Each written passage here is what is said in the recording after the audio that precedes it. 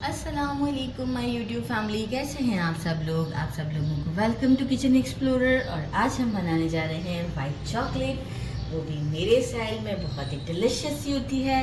Time waste नहीं करते हैं, जल्दी जल्दी स्टार्ट लेते हैं। सबसे पहले मैंने ले लिया है 4 टेबलस्पून आइसिंग शुगर, लेवल करके लिया है क्योंकि लेवल करके ही आपसे सही काम होगा, अदरवाइज़ नहीं तो गड़बड़ हो जाएगी। 12 टेबलस्पून मिल्क पाउडर, किसी भी अच्छी कंपनी का, सेम लेवल करके लेना है, भर भर के नहीं लेना है। Edible coconut oil 8 tablespoon, EIGHT, एक नहीं, राइट, 8 टेबलस्पून लेना है, लेवल होना चाहिए। 2 drop chocolate essence, half tea spoon vanilla essence, और बस हमें चाहिए होंगे चॉकलेट मोल्ड्स, जो कि मैंने एक इस तरह का जो बेसिक चॉकलेट का होता है वो ले लिया है। एक दूसरा बाकी थोड़ा बहुत अगर बचेगा तो हम इस वाले मोल्ड में डाल देंगे। मुझे लगता है सारे सेक्शंस तो नहीं कंप्लीट होंगे, 1-2 ही होंगे। तो हम सबसे पहले क्या करते हैं कि हमारे पास, मैं इसे, आप चाहें तो जूसर में भी बना सकते हैं, वो जो छोटे वाले होते हैं। इसमें हम ये आइसिंग शुगर ऐड कर देते हैं। ये डालते वक्त तो गिरता है थोड़ा बहुत, तो मुझे दोनों साइड पे हैंड्स को रखना पड़ेगा, ठीक है। और कोकोनट ऑयल,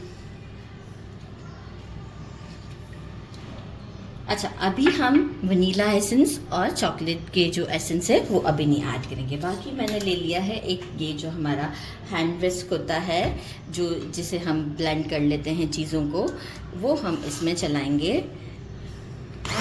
30 सेकंड से ज़्यादा नहीं चलाना है।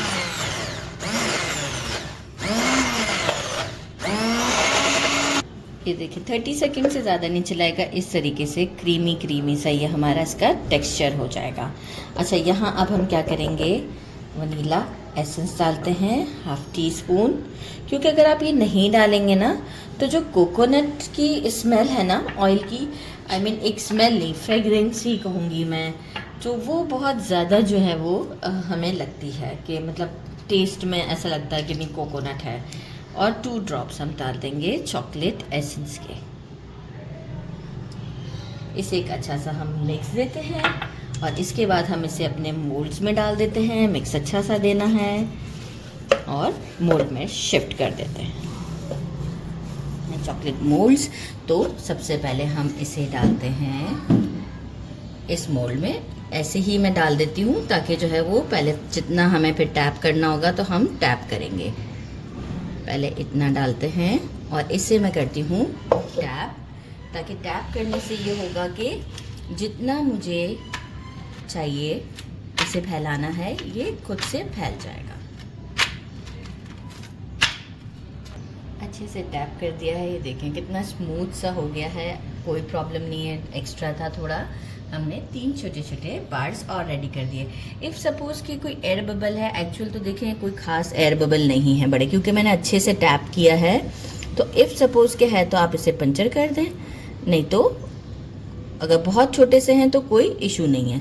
कुछ बड़े नज़र आ रहे हैं तो उसे पंचर कर सकते हैं।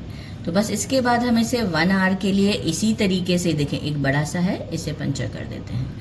इसके बाद हम जो है वो एक बड़े इसे 1 आवर के लिए फ्रिज में रखते हैं और आफ्टर फिर इसको हम डीमोल्ड करेंगे और फिर आपको चेक करवाते हैं कि ये कितनी ज़बरदस्त सी रेडी होती है। तो 1 आवर के बाद मिलते हैं। चॉकलेट हमारी अच्छे से सेट हो चुकी है। डीप फ्रीज़र में नहीं रखना है, फ्रिज में रखना है, राइट, ये मैं बताना भूल गई थी। अब इस तरीके से हम साइडों को पहले इसकी हटा लेते हैं, पहले साइडों से ग्रेजुअली जेंटली हम इसे अब निकालते जाएंगे ताकि हमारा चॉकलेट टूट ना जाए।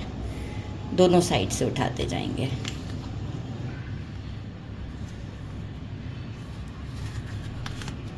ये कितना परफेक्ट है।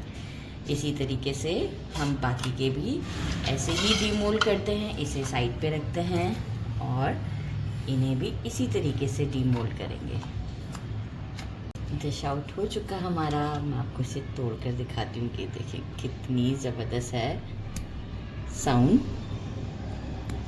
ज़बरदस्त सी हमारी चॉकलेट है। ट्राई करते हैं।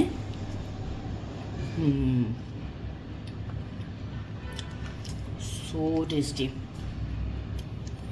ज़रूर ट्राई कीजिएगा। बहुत ज़्यादा टेस्टी चॉकलेट है। मेरे चैनल को लाइक और सब्सक्राइब करना नहीं भूलिएगा।